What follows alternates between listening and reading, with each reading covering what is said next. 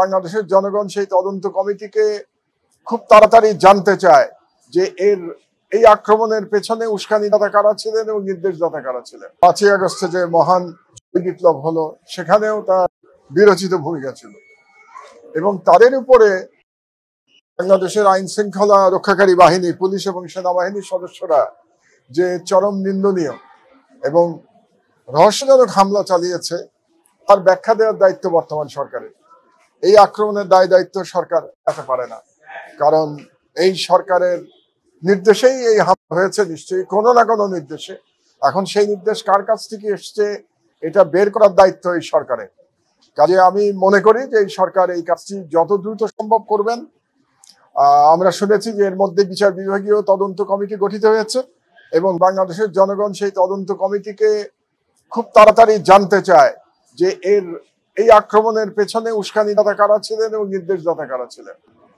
আর দ্বিতীয়ত যে কথাটি বলা প্রয়োজন, নূর এখনো খুবই অসুস্থ এবং তার ব্রেন হেমারেজ হয়েছে বললেন আমাকে, এবং তার নাকের এবং চোয়ালের কয়েকটি হাড় ভেঙে গেছে, তার মেরুদণ্ডেও আঘাতপ্রাপ্ত। কাজে আমি মনে করি যত দ্রুত সম্ভব তার বিদেশে চিকিৎসা হওয়া দরকার এবং সেই চিকিৎসার দায়িত্ব সরকারের। যেহেতু আক্রমণ সরকারের বাহিরে হয়েছে এবং বাংলাদেশের একজন উদীয়মান রাজনৈতিক নেতার উপরে আক্রমণ চালানো হয়েছে এবং বিনা উস্কানিতে আক্রমণ চালানো হয়েছে, কোন রকম যুক্তিসঙ্গত কারণ ছাড়া আক্রমণ চালানো হয়েছে, এর দায়িত্ব এবং এর চিকিৎসার দায়িত্ব সরকারকে বহন করতে হবে। কাজেই অত্যন্ত দ্রুত সরকার এই বিষয়ে অ্যাকশন নেবে বলে আমি আশা করি। আমি শুনতে পেলাম যে উপদেষ্টা ডক্টর ইউনূস তিনি বলেছেন যে নূরকে বিদেশে পাঠানো হবে।